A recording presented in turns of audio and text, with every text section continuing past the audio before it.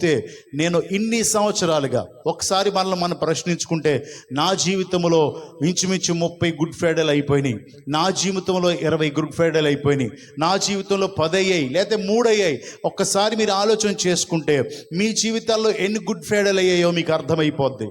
So ఇన్ని good ఫ్రైడేల్లో ఇన్నిసార్లుగా దేవుని 7 మాటలు మీరు విని వచ్చి ఏ మాటను ఎంతవరకు మీరు అధ్యయనం చేశారో, ఏ మాటను ఎంతవరకు పాటిస్తున్నారో అనే విషయాన్ని మనం ఆలోచన చేస్తే, నేను ఒకే క్వశ్చన్ వేస్తాను. ఏ క్వశ్చన్ అంటే, దేవుడు పలికిన మొదటి మాట, దేవుడు పలికిన మొదటి మాట మనందరికీ తెలిసిన మాటే. లూకా సువార్త 23వ అధ్యాయం 34వ వచనంలో, 23వ అధ్యాయం 34వ వచనంలో యేసు, తండ్రి వీరేమి చేయుచున్నారో వీరెరుగరు గనుక వీరిని క్షమించమని చెప్పాను. దేవునికి స్తోత్రం, హల్లెలూయా. ఈ మొదటి మాట అందరికీ చాలా నోటెడ్, చాలా సందర్భాల్లో మాట్లాడుకుంటాం. మొదటి మాట ఏంటి? తండ్రి వీరేమి చేయుచున్నారో వీరెరుగరు గనుక వీరిని క్షమించండి. అయితే దేవుని బిడ్డారా, ఈ మాట ఎవరు పలుకుతున్నారు? యేసుక్రీస్తు ప్రభు పలుకుతున్నారు. ఎవరితో పలుకుతున్నారు? తండ్రి అయిన దేవునితో మాట్లాడుతున్నాడు. ఆయన ఎవరి కొరకు అడుగుతున్నాడు అంటే, అక్కడున్న వారి కొరకు ప్రార్థిస్తున్నాడు. దేవుని బిడ్డారా, అక్కడున్న వారు ఎవరు అంటే, ఆయనను హింసించేవారు, ఆయనను దూషించేవారు, ఆయన కొనియాడేవారు కాదు.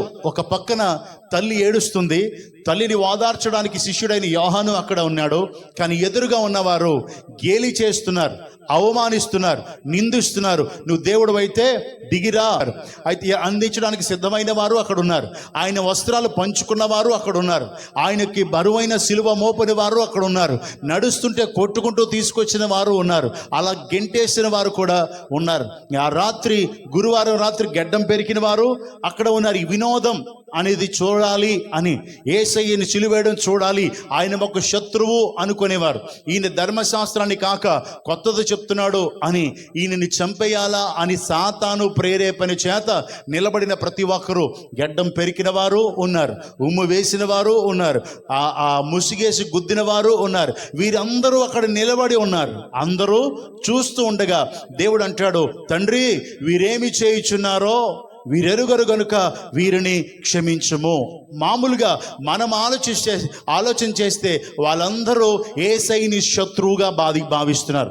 శత్రువు ఈయన, మనకు సంబంధించిన వాడు కాదు, ఈయన్ని చంపేయాలా అని అనుకుంటున్నారు. యేసుక్రీస్తు ప్రభు కొండ మీద ప్రసంగంలో శత్రువులను ప్రేమించుడి, వారి కొరకు ప్రార్థన చేయండి అని చెప్పిన విధంగా, ఇప్పుడు యేసయ్య శత్రులుగా భావిస్తున్న వారి కొరకు వారిని ప్రేమించాడు గనుక ప్రార్థించి క్షమించమని అడుగుతున్నాడు. దేవునికి స్తోత్రం.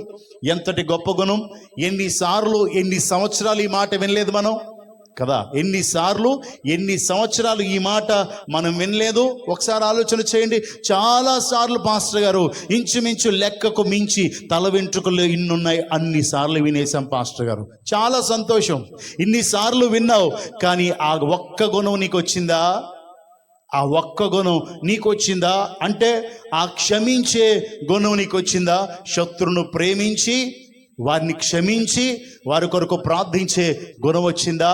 ఆలోచన చేయాలి. క్షమించగలగాలి అంటే ప్రేమించే మనసు ఉంటేనే క్షమించగలుగుతాం. ఇప్పుడు ఆ మొట్టమొదటి క్షమాపణ గుణమే లేక ఆత్మీయంగా దిగజారిపోయే స్థితిలో ఉంటున్నాం మనం. క్షమించే మనసు ఎవరికీ లేదు. ఈరోజు క్షమించమని మాట వినేసి వెళ్ళిపోతాం. అయ్యో ప్రభువా, మొదటి మాటకి ఇదన్న ఒక పాట పాడేయటం, దాన్ని అధ్యయనం చేసుకోవడం. యేసయ్య క్షమించాడు. అయితే పేతురు పత్రికలో మనందరికీ తెలిసిందే, తీయొద్దు, ఆయన అడుగు జాడల యందు మనం నడవవలనని ఆయన మనకు మాదిరి ఉంచి పోయెను. ఆయన మనకి మాదిరి కనబడుతున్నాడు. శత్రువును సహితము ప్రేమించమని చెప్పడమే కాదు, వారి కొరకు ప్రార్థించమని చెప్పడమే కాదు, చేసి మాదిరి చూపించాడు మన ప్రభు అయిన యేసుక్రీస్తు. దేవునికి స్తోత్రం. అయితే దేవుని బిడ్డారా, మాదిరి చూపించిన ఆయన ఇప్పుడు మనకి మాదిరి చూపించాడు గనుక మనము మాదిరి చూపించగలుగుతున్నామా? భార్య భర్తను క్షమించలేడు, జీవితంలో క్షమించను అంటాడు, ప్రార్థన మాత్రం చేస్తాడు.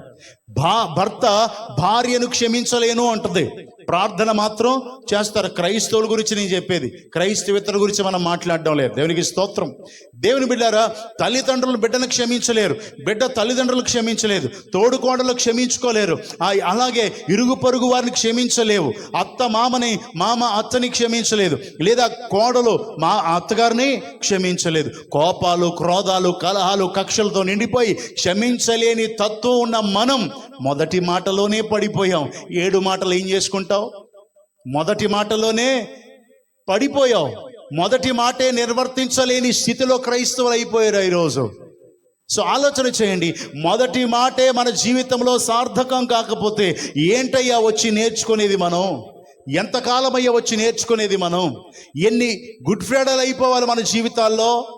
ఆ ఒక్క మాట క్షమించే గుణం యేసులో కనబడుతుంది, శత్రువుని సహితం. కానీ నువ్వు సొంత సహోదరుడునే, సొంత సహోదరునే ప్రేమించలేవు, ఇంటిలో ఉన్న సొంత వారినే ప్రేమించలేవు. కానీ యేసయ్య శత్రువుని సైతం ప్రేమించే మనస్సునిచ్చాడు. దేవునికి స్తోత్రం. ఏది ఆ మనస్సు? ఆలోచన చేయండి. ఈరోజు ఇక్కడ కూర్చున్న మనం ఆలోచన చేద్దాం. నాలో క్షమాగుణం ఉందా? పలానా వాడితో నాకు మాటలు లేవు అన్నావంటే నీకు క్షమాగుణం లేదు అని కదా అర్థం. పలానా వారికి మాకు పడ్డం లేదు అంటే క్షమాగుణం లేదని కదా అర్థం. ఎవరయ్యా మీరు? యేసు రక్తంలో కడగబడిన వారం మేము. మా కొరకు యేసయ్య చనిపోయాడు అని ప్రార్థనిస్తే ప్రార్థన చేస్తాం, పాటిస్తే పాట పాడతాం. పాటించే విషయంకి వస్తే పాటించలేని దుస్థితిలో క్రైస్తవులు ఉన్నారు ఈరోజు.